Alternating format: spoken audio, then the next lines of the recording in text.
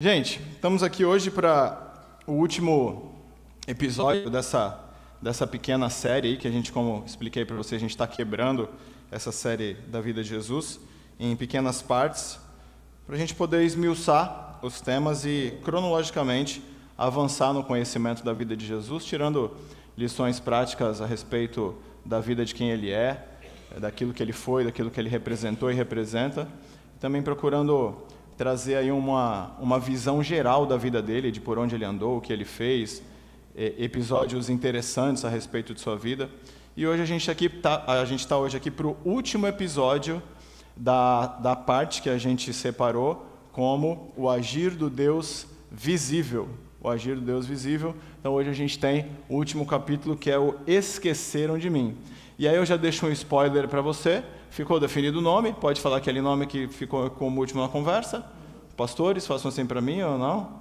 Boa, muito bom. Ó, acabamos de acertar o nome da série. A gente já conversou um pouco no grupo.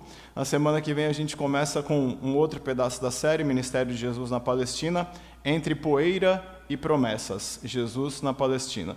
Então hoje a gente está com esse Esqueceram de Mim. Será que a gente consegue? Ainda não, né? Vocês estão tentando aí, né?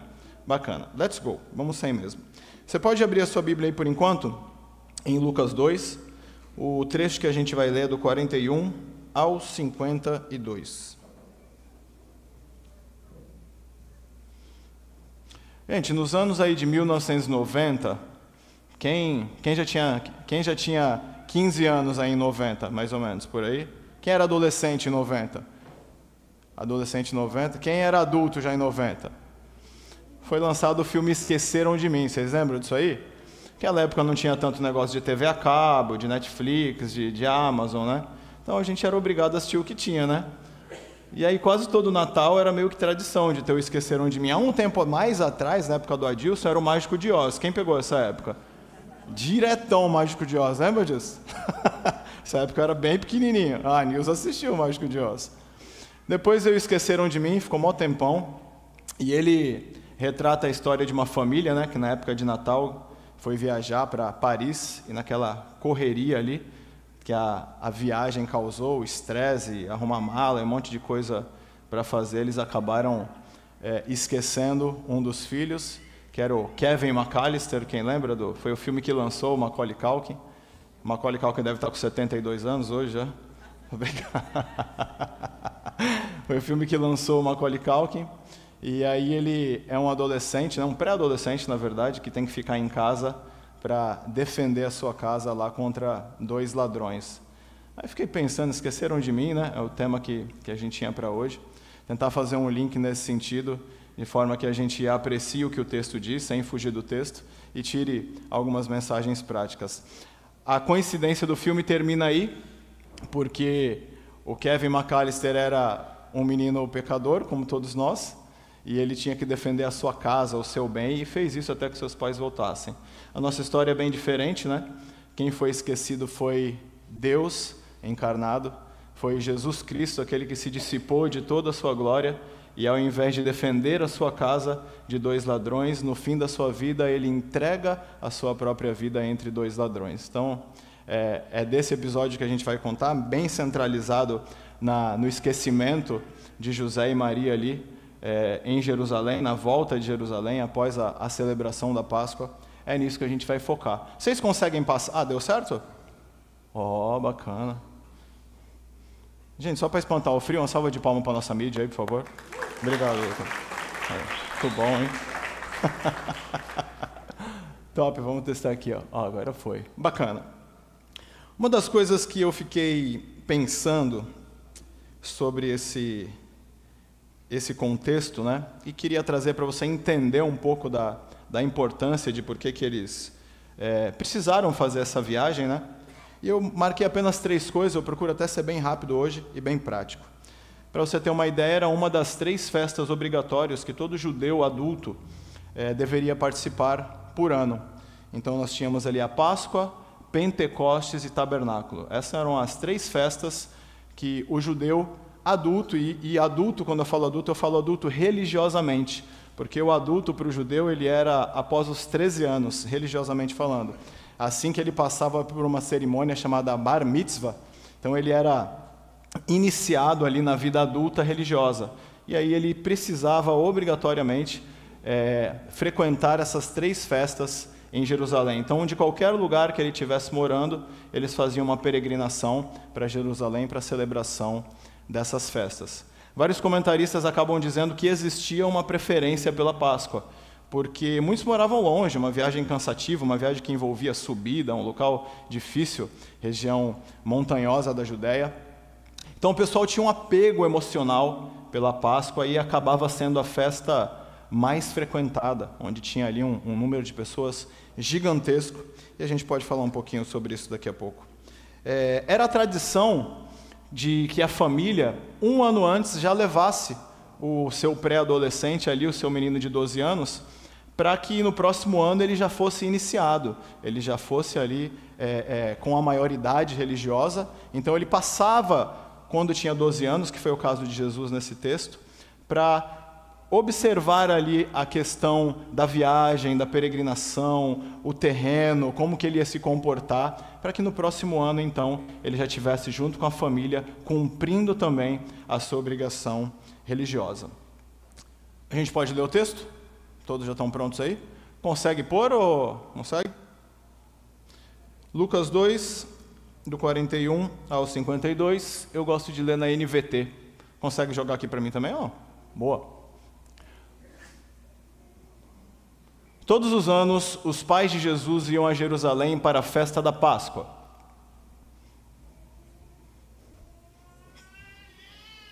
Quando Jesus completou 12 anos, foram à festa como de costume.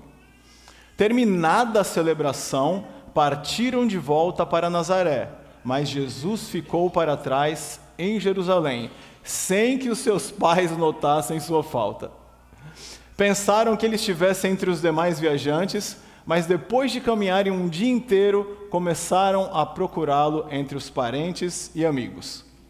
Como não o encontravam, voltaram a Jerusalém para procurá-lo.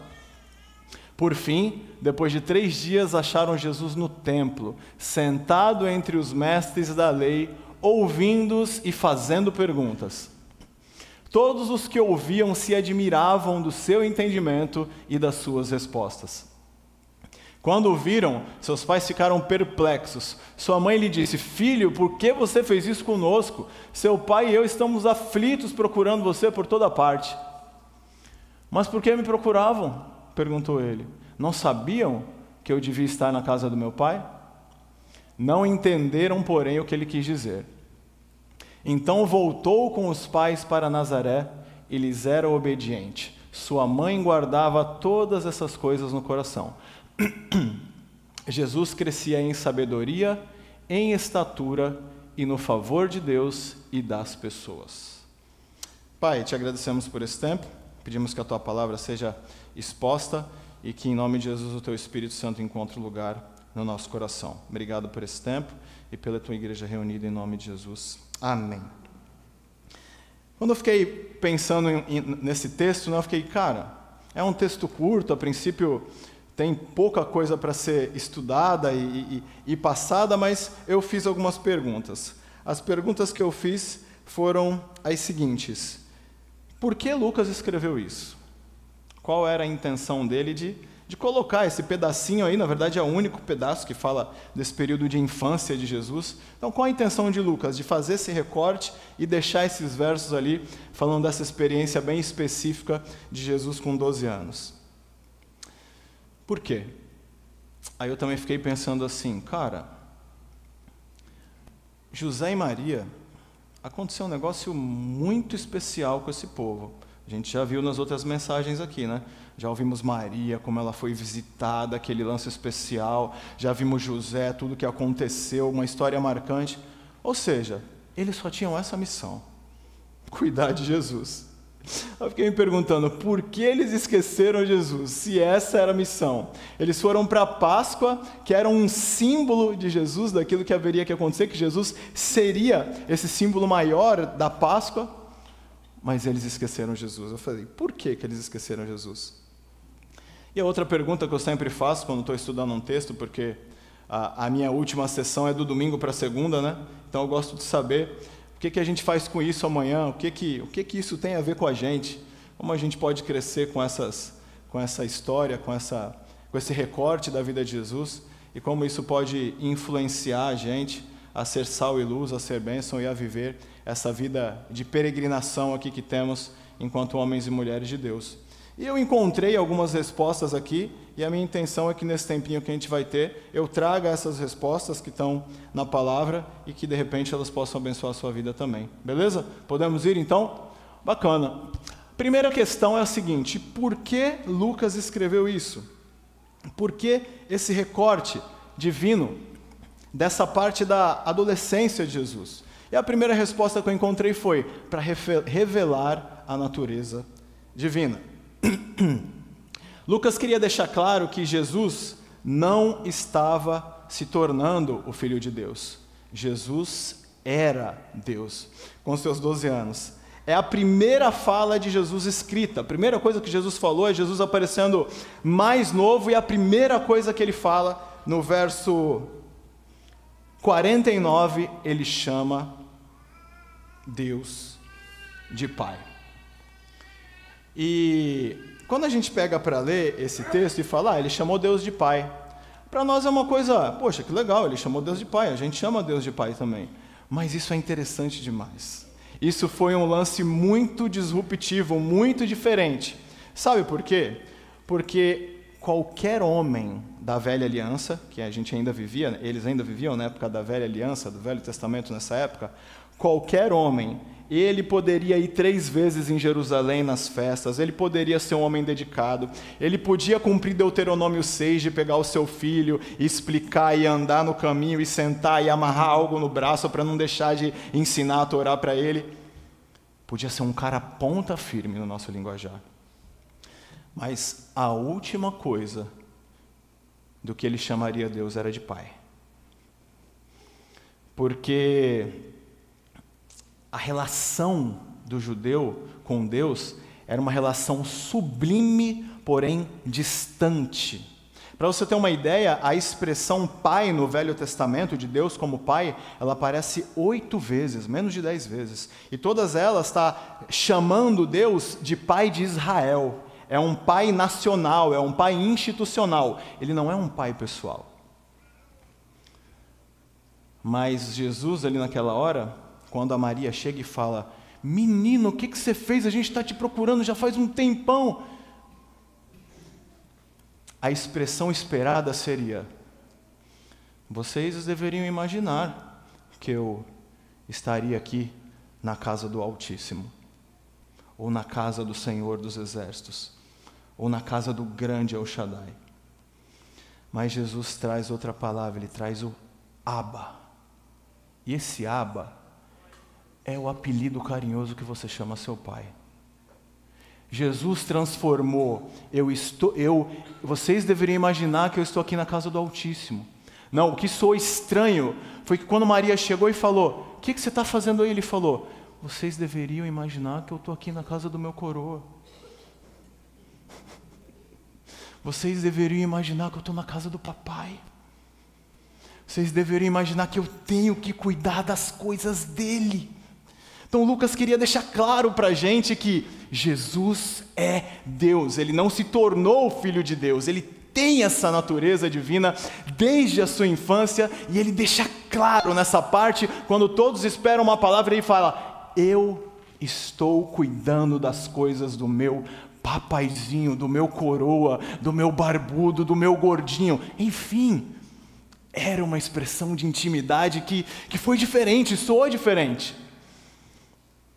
Ao contrário das 8 vezes que essa expressão de pai nacional, de pai institucional acontece no Velho Testamento, só Jesus, no Novo Testamento, usa essa expressão de intimidade 165 vezes.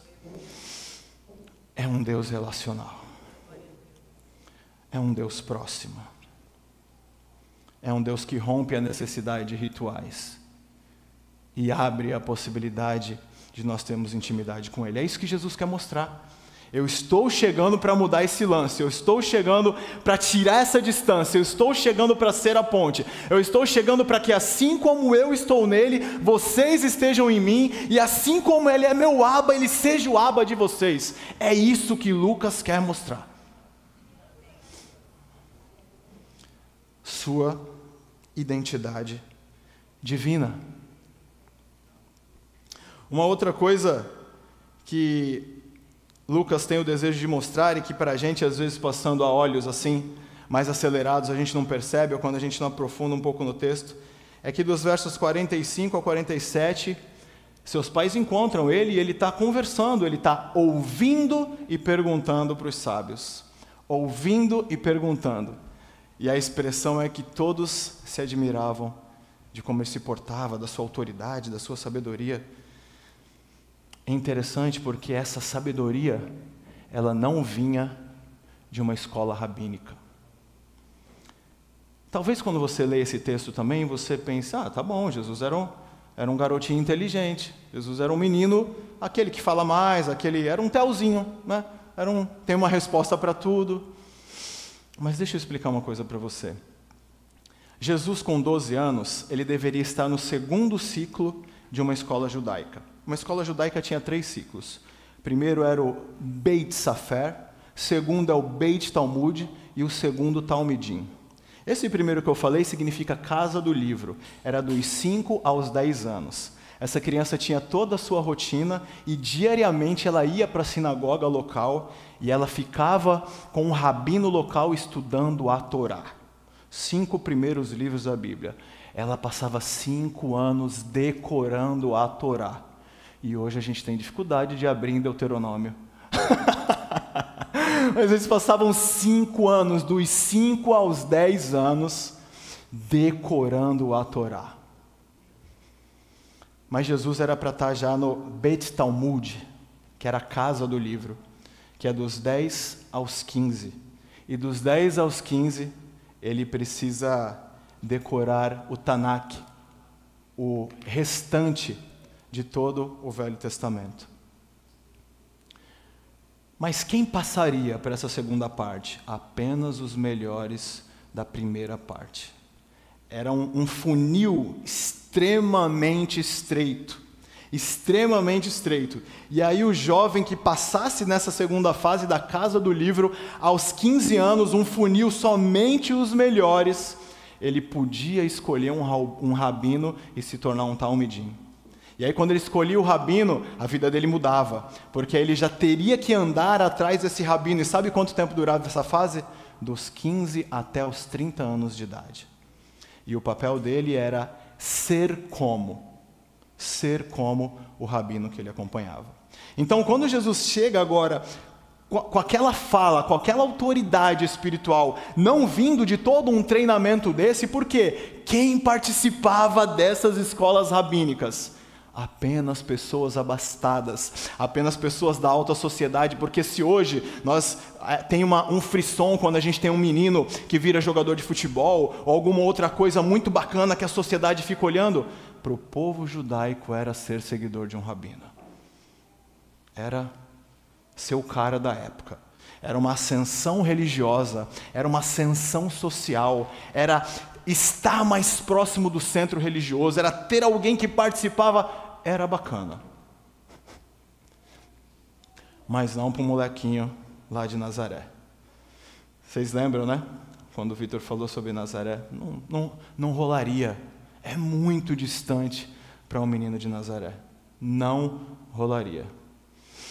É tipo um lugar desconhecido. Não vou falar o nome, porque às vezes eu falo um lugar que você gosta, tem um carinho, né? Então é tipo um lugar bem desconhecido, que não tem influência alguma. Era isso, então não rolaria. Então é interessante porque Lucas quer mostrar que é uma autoridade espiritual que vem de Deus. É uma autoridade espiritual que não viria se não fosse de forma sobrenatural, principalmente para um menino de Nazaré. Participar de uma escola rabínica era um desejo de muitos, mas um privilégio de poucos.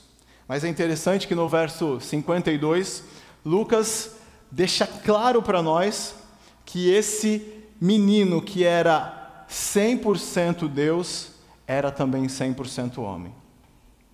Porque ele demonstra sua identidade espiritual como filho de Deus, ele demonstra sua autoridade espiritual como alguém que conhece das Escrituras de uma maneira sobrenatural, de tal forma que tem uma autoridade e que os homens da lei que foram a vida toda treinados espantam aquele conhecimento. Mas agora sua mãe e seu pai chegam.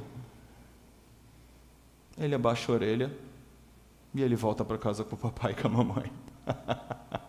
Dependente ainda de ensino, de moradia, de zelo, de cuidado, é o Deus que se encarnou e habitou entre nós. Então esses 3 objetivos para mim saltaram aos olhos da necessidade de Lucas colocar isso para nós, mostrando essa identidade divina de Jesus, essa autoridade espiritual e, de forma muito linda, essa entrega de Jesus como menino. Quando eu penso nisso, para mim é muito legal e é bacana, porque eu tenho a imagem de humilhação.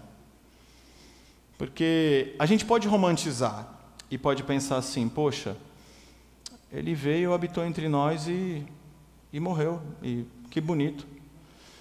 Mas ontem, ou antes de ontem, a gente estava em casa, e eu estava pensando, a gente estava conversando na sala, e eu falei assim, Fernanda, tu já pensou que a gente vive melhor do que Davi, que foi rei, viveu? Já pensou nisso, cara? Meu, tem um chuveirão lá em casa, quadradão, que é uma água quente gostosa. Eu gosto, hein, de água quente, hein? É um confortinho, né, cara? Tudo bem que tem que controlar por causa da conta de luz, mas o pessoal não tinha isso não, gente. A Fernanda estava cortando carne ontem. Falei, Fernanda, tu já pensou que o povo cortava isso aí e mandava para dentro desse jeito, cara? Jogava no fogo só e não tinha um temperinho, não tinha um salzinho. Isso para nós que somos seres humanos. Mas você imagina um Deus se colocar nessa situação de humilhação, de necessidade, um Deus de sentir fome, um Deus de ter necessidade fisiológica, um Deus de se expor de tal maneira. Esse é o nosso Deus, esse é Jesus, esse é Deus encarnado. Isso mexe comigo, porque quando falta luz, já não é ruim tomar um banho gelado? Sim ou não? Imagina outras coisas. Imagina tomar banho de balde. Enfim, eu viajo um pouco nisso, porque para mim isso é muito forte, pensar num Deus que se entregou, pensar num Deus que se fez carne, pensar num Deus que não usurpou da sua natureza, assim como a gente vê em Filipenses 2, e habitou e fez aquilo que a gente faz e sofrendo aquilo que a gente pode sofrer. Lucas queria deixar claro que esse era Jesus. Ele também tinha uma natureza carnal, uma natureza humana, que nesse momento andava em obediência aos seus pais. E aí a outra pergunta que eu fiz foi, por que José e Maria esqueceram Jesus? Muito louco, né? O texto diz no verso 43, terminada a celebração, partiram sem notar a sua falta. É muito interessante. Nessa festa em Jerusalém, especificamente na Páscoa, vários comentaristas dizem que a população de peregrinos podia chegar até 1 milhão de pessoas. E Jerusalém era pequena, então, era um negócio, era uma festa gigantesca, era um negócio de você ficar batendo em gente ali, um esbarrando no outro, era uma festa muito populosa, demais. E possivelmente José e Maria estavam ali naquele bolo, agitado pelaquela festa, animados, voltando, comentando sobre a celebração que tinha acontecido, e vai para lá e os homens se reúnem no canto, e as mulheres se reúnem no outro e vão andando, porque a viagem é longa, e os homens começam a trocar ideia, pô, maneiro esse teu jegue aí, meu, quantos anos que ele tá? Pô, essa pata dele é grande, é forte, esse jegue aí pega quanto? Ah, pega 3 pessoas, e a mulherada conversando lá, nossa, você viu o vestido de Maria? Nossa, que da hora, nossa, mas a unha de não sei quem, e elas estão ali, estão andando, estão voltando com toda aquela empolgação que a gente tem. E eu fiquei pensando, que tipo de festa como essa representaria, né, para nós? É o Natal de hoje. O Márcio várias vezes fala o tanto que ele gosta de Natal. É aquela festa que a gente reúne todo mundo em casa e gera uma tensão. Gera uma tensão por quê? É aquele lance assim, quem vai fazer a maionese? Será que é a Camila? Alguém já fala assim, pelo amor de Deus, fala para ela não colocar maçã.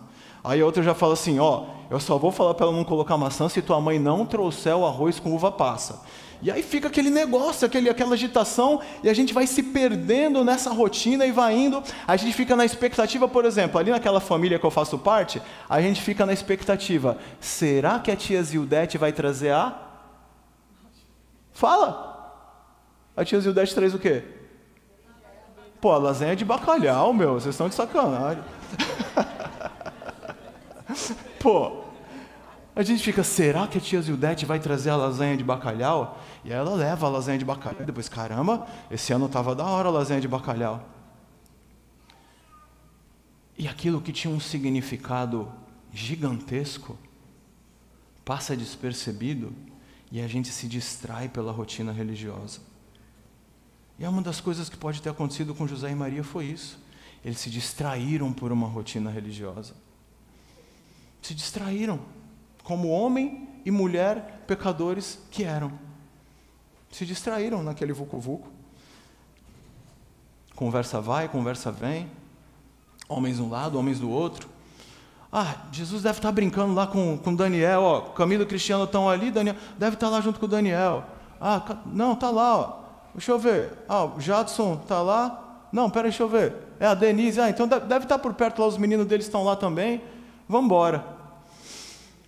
Só que no final do dia era muito possível que eles se reunissem para acampar. Vamos acampar, vamos preparar as coisas, vamos fazer a fogueira. Vamos ver o que a gente tem para colocar na fogueira aí. Cadê aquele moleque que não comeu ainda? E nada de Jesus chegar. Cadê esse menino? E ele não chegou.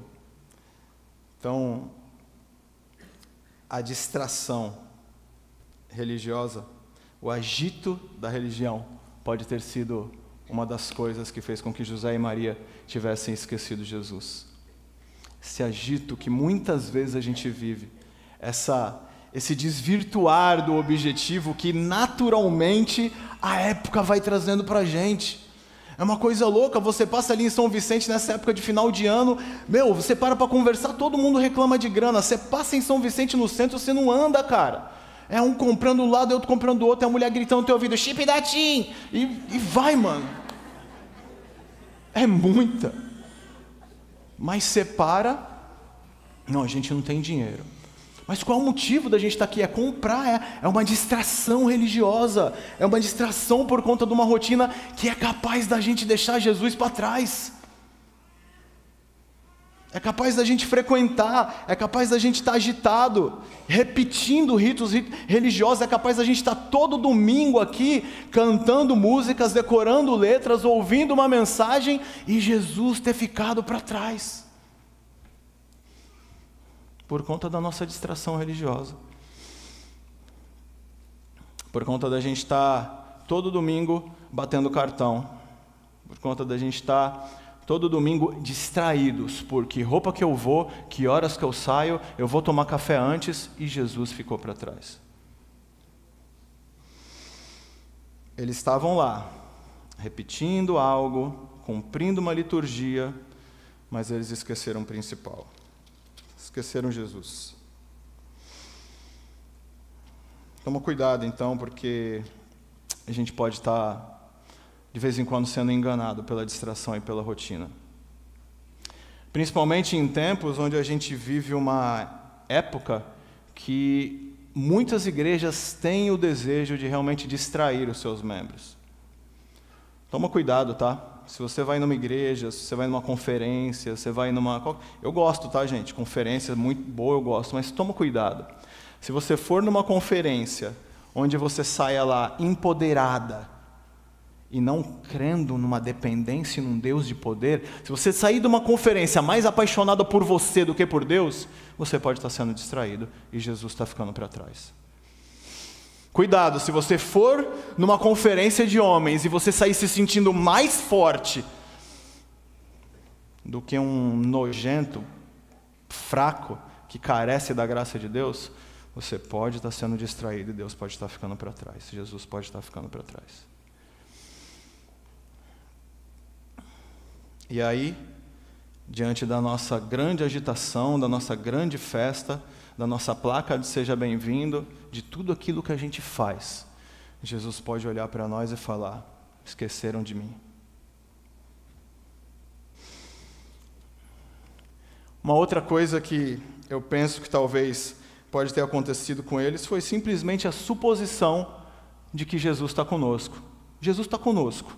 Ele está aqui. Daqui a pouco ele aparece. Vamos caminhar. E caminha, e caminha. E vão descendo, porque a região de Jerusalém era mais alta, cerca de 400 metros de altura de distância.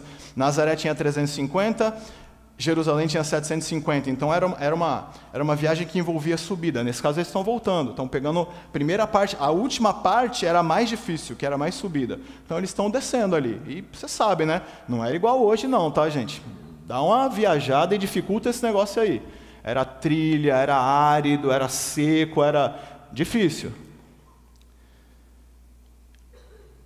Jesus está com a gente. Estou olhando ali, a galera está lá, ele está com a gente, vamos que vamos. E lá se foi um dia de caminhada. E a suposição de que Jesus está com eles é que faz eles passarem um dia inteiro de caminhada perdida. Jesus está com a gente. E a gente pode viver uma vida de suposição que Jesus está com a gente, mas sem verificar verdadeiramente os efeitos de se Ele está presente. Porque suposição de que Deus está com a gente é algo enganoso. É algo enganoso, porque ela vai contra o tipo de relacionamento que Jesus espera de nós. Tem um texto que está me provocando demais. Demais.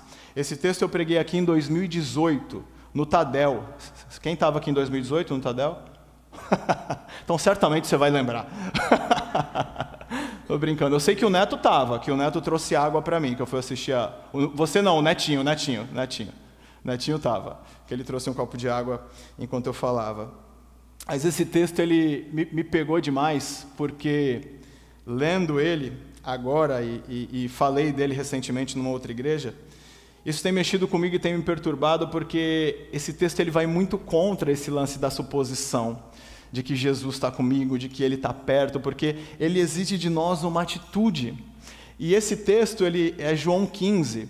Quando Jesus em João 15 está falando a respeito daquela parábola da videira e dos ramos, vocês conhecem? Eu sou a videira, vós sois as varas, aquele que está em mim, e eu nele, esse dá muito fruto.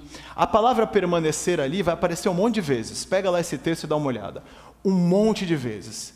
E aí eu falei, mano, qual é o original dessa palavra permanecer, que é tão falada?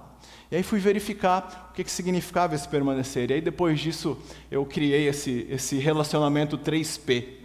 Porque é esse nível de relacionamento que Jesus espera com esse permanecer. Esse permanecer é um relacionamento que exige 3 coisas de nós. Ele tem que ser próximo, eu tenho que ser intencional e saber que Jesus está próximo. Eu não posso presumir, eu tenho que ter proximidade com Ele. Mas além disso, Ele deve ser profundo. Então, é um relacionamento no qual eu me jogo, no qual eu me lanço, no qual eu sou envolvido por Ele, no qual essas verdades falam comigo, transformam meu coração, direcionam minhas escolhas, mudam meu ponto de vista sobre algumas coisas, porque eu estou. E quando Jesus diz permanecer, é esse lance de estar envolvido de maneira profunda pela palavra, sendo transformado, trabalhado e tratado.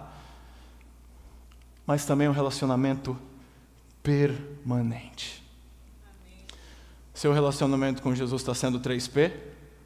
Profundo, próximo e permanente? Cara, isso está me perturbando. De verdade. Porque as horas vão passando e eu vou pensando, não, eu não vivo esse relacionamento. Eu faço alguma coisa, eu penso alguma coisa, eu deixo de fazer alguma coisa. Não. Eu estou longe disso.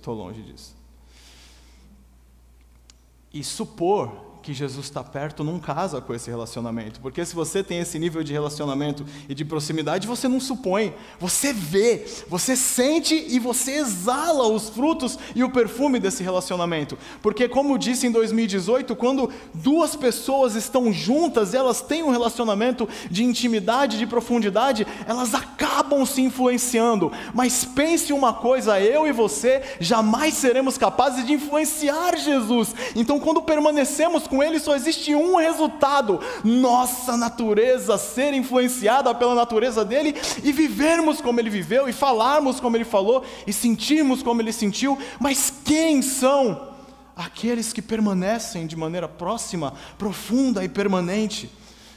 E nós precisamos nos levantar para essa realidade. Isso é um exercício diário,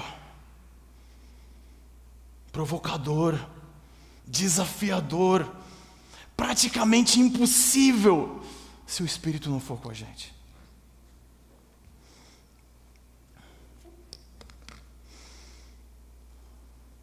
A fé, ela não é e nem pode ser vivida de suposições. Ela deve ser vivida de intenção. Qual é a sua intenção hoje? Ou você simplesmente supõe que Jesus está perto? E às vezes existem algumas coisas que a gente acaba sendo traído e achando que Jesus está com a gente. E uma delas, eu queria falar um pouco para a molecada mais nova, porque eu pensei neles enquanto escrevia isso, mas serve para nós também, para todos. Mas, às vezes, pelo fato de me vestir, ou de falar como um cristão, a gente supõe que ele está perto. Não, mas, eu falo como a galera fala daqui, eu me visto como a galera se veste, mas não rola mais isso aqui. Não rola. Quer ver? Deixa eu fazer um exercício aqui. Seu Vado, pode ficar de pé um pouquinho? Pode ficar de pé? Igor, pode ficar de pé? Gente, tudo que esses dois homens de Deus têm de diferente é o estilo deles. Não tem nada a ver. Nós hoje... Obrigado, gente. Uma salva de palmas para eles dois, pela vergonha que eu passei. Obrigado. Então hoje nós não somos um povo uniforme, nós somos um povo que deve carregar a unidade. E é muito pelo contrário. Se você olha para o Igor, você vê que ele tem um estilo mais streetwear, mais despojado, e ele pode viver assim, porque é assim que ele vai ser sal e luz. A gente conversou recentemente aqui com o Lázaro, que trouxe o menino do Karatê, não foi? Foi, né? Tinha um rapaz do Karatê aqui porque ele está lá no Karatê e ele vai falar a linguagem daquele pessoal e lá ele vai ser sal e luz. Então, confundir as coisas, achar que pelo fato de falarmos uma linguagem onde existem certos lugares que você entra no culto e você não entende porque parece que você está voltando lá para o Velho Testamento, é shalom, é shofar tocando, é um monte de coisa que... Não é sobre isso. Não é sobre ritual.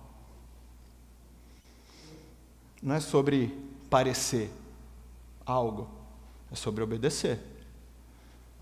Não é sobre ter uma aparência, ter uma estética cristã. É sobre obediência. Que a suposição de andar dentro de uma estética religiosa, bacana. Você pode enganar a gente, você pode se enganar, mas no final das contas o que vai valer é o que você assiste na internet. No final das contas, o que vai fazer é a sua postura no seu trabalho, se ela testemunha ou não. Não importa se você está com o boné virado para frente ou para trás, não importa se você está com uma tatuagem, não importa. O que importa é, você tem cheiro de quê? É do quê? Exala o perfume de Cristo ou exala o perfume do mundo? Então, falar e parecer não é uma boa suposição. Definitivamente não. Minha família é cristã. Eu vivo num ambiente cristão. Quantas pessoas com menos de 20 anos tem aqui que os pais são da igreja?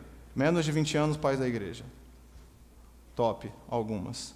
Gente, deixa eu falar. Deus não tem neto, não tem sobrinho, não tem parente, não tem. Não é sobre parentesco, é sobre relacionamento. Ok? Então, assim, não é, mas eu vivo no meio, a minha família guarda os princípios. No Natal a gente nem compra presente, a gente celebra o aniversário de Jesus. Tá, mas você se relaciona? Você ama essa palavra? Você gasta tempo de oração? Você dedica o seu dia? Você entende que o seu dia não é seu, mas é uma maneira de servir, é uma maneira de abençoar, é uma maneira de viver para os outros? Então essa suposição de que minha família, de que meu pai, de que minha mãe, de que minha avó, meu avô era pastor, beleza, Deus abençoe a vida do teu avô e glória a Deus pela vida dele, mas você é quem? Você é neto de Deus? Não tem. Você é conhecido? Você é parente? Não tem. Só tem filho e aqueles que querem chamá-lo de Abba, de paizinho, de Deus próximo. E uma outra que pega a gente demais. Mas eu frequento os cultos. Todo domingo eu estou lá. Eu sei as músicas, até essa nova, que é a antiga, aí que a Juliana cantou dos Ferrolhos, eu já sabia. Conheci essa daí também. Mas não é sobre frequentar, é sobre pertencer. Sobre ser imerso por isso. Sobre ter essa natureza sondando o nosso coração e transformando a nossa vida. E aí é capaz, gente, que com toda essa estética nossa, com todo esse nosso linguajar e com toda essa nossa frequência nos cultos, Jesus olhe para a gente e diga: esqueceram de mim. Mas a terceira pergunta que eu fiz foi: o que eu tenho a ver com isso? Para onde a gente vai com essa história? E simples, a gente faz a mesma coisa que José e Maria fizeram. A gente identifica a ausência e a gente corre atrás. E é interessante porque a gente reconhece e busca até encontrar. Como eles não encontraram, eles voltaram a Jerusalém para procurá-la. Lembra que eu falei para vocês que eles estavam fazendo a pior parte da volta para casa, que era a parte mais chata, descidona? Eles fizeram essa descida um dia. E agora eles têm que voltar essa pior parte. Com mala, com bagagem, com tudo aquilo que eles deviam levar durante uma viagem longa, eles têm que voltar. Com aquele peso, com aquelas dificuldades, mas eles têm que voltar. E voltam. E essa é uma ideia que a gente pode tirar, porque algumas vezes, em épocas da nossa vida, a gente se sente meio distante, meio longe, meio separado. A gente realmente identifica que esqueceu Jesus em algum ponto da nossa vida, mas quando a gente olha para a caminhada, fala: caramba, tem tudo isso para voltar, tem tudo isso para percorrer, e é subida ainda, com esse peso, com tudo isso que eu trouxe da vida, agora eu vou ter que subir esse negócio. Essa é a jornada, porque mesmo que a volta pareça difícil, extenuante, cansativa, às vezes frustrante pelo fato da história que a gente perdeu, uma coisa é muito legal, porque o reencontro é certo. Um risco que a gente não corre, que você e que eu, que a gente não corre, é de não encontrar Jesus. Porque Ele vai estar sempre no mesmo lugar. No centro da vontade de Deus, pronto para nos abençoar, pronto para resgatar o nosso relacionamento e para caminharmos juntos agora em uma jornada onde Ele está próximo. Eu ando com Ele permanentemente e permito que esse relacionamento seja profundo a ponto de transformar a minha vida.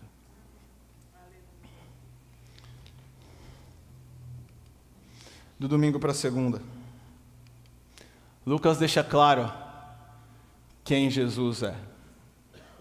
Ele tem uma natureza divina. Louvor quer vir? Como se eles pudessem falar, não, a gente não quer agora.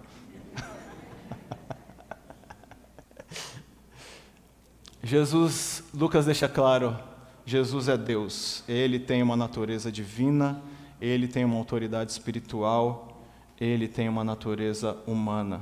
É Deus encarnado, se humilhando por amor.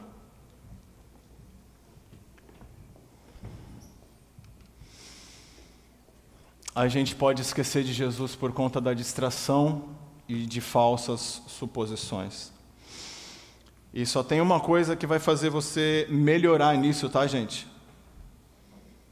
É o nível de intenção que você tem de estar perto de Jesus.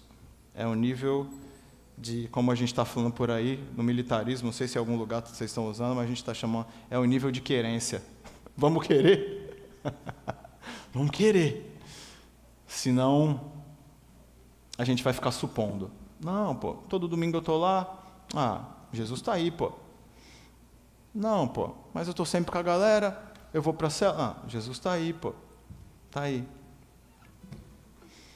E a gente está só se distraindo. E aí quando a gente se der conta e olhar para trás, cadê Jesus? Então é preciso ser intencional. E o lance é o seguinte: se você identificou que Jesus não está perto, volta o mais rápido possível. Inicia logo essa viagem. Seja ela subida, seja ela descida, seja ela doída, seja ela molhada, seja ela calorosa. Uma coisa é certa, Ele está lá, te esperando para recomeçar de onde vocês pararam e para terminar a obra que Ele começou na sua vida. E aí, dessa maneira, a gente pode viver de forma que Ele olhe para nós e não tenha necessidade de pensar que a gente esqueceu dEle. Você pode ficar de pé, meu querido, minha querida? Quase que eu falei, sabe como, Eric? Fala, meu lindo! Aí não, né? Aí é pura distração. É pura distração. Glória a Deus. Quando a gente entender que Jesus é relacionamento e não é religião, eu acredito que algumas coisas serão mais saborosas para a gente. E é um caminho. É um caminho diário. É um caminho que exige ali uma rotina intencional. De todo dia provar, primeiramente para nós mesmos, o que é mais importante.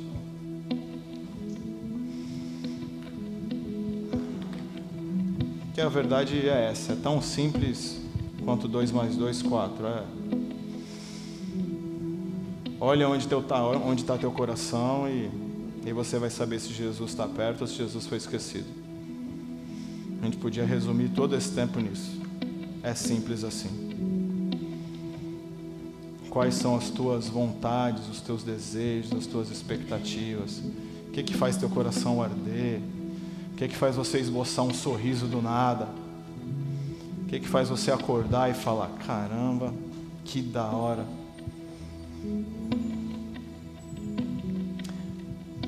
Muitas coisas dessas são ótimas e fazem parte do propósito. Certamente você precisa se dedicar ao seu trabalho, certamente você tem que se dedicar à sua família, certamente você pode se dedicar a um esporte e ser bênção lá, certamente. Mas a grande questão é, o que é a essência do meu coração? Difícil, Deus, difícil, Pai. Difícil, Deus, viver uma vida onde a gente consegue viver sem esquecer de Ti, Pai. A gente conversou agora sobre essa passagem de José e Maria e esse esquecimento pontual. E às vezes a gente pensa, eles esqueceram o Filho de Deus. E a gente passa o dia te esquecendo, Deus. Eu já esqueci de Ti orando, Deus. e Tu sabes disso.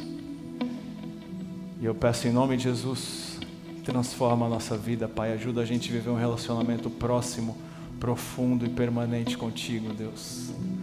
Ajuda a gente em nome de Jesus, Deus, entender quem o Senhor é. Ajuda a gente a entender quem nós somos em Ti. Ajuda nós a entendermos que igreja é um lugar de glorificação da Tua presença, Pai, de quem Tu és, de identificação de quem nós somos em Ti, pecadores e carentes da Tua glória, e de sermos enviados, Pai, para fazer diferença no mundo, glorificando o Teu nome em tudo. Obrigado pela Tua igreja, Pai. Obrigado pela vida dos meus irmãos.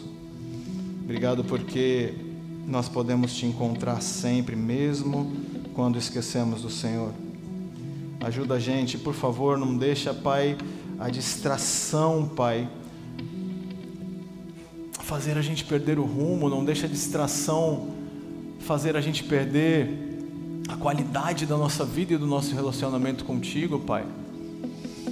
Não deixa a gente viver de suposições de que o Senhor está perto, por favor. Mas ajuda a gente a viver uma vida de reconhecimento diário de que precisa Te buscar, de que precisa Te encontrar, de que precisa passar tempo contigo e de que precisa aprofundar o relacionamento dia após dia, Pai. Obrigado, Deus. Abençoa a Tua igreja, em nome de Jesus. Amém.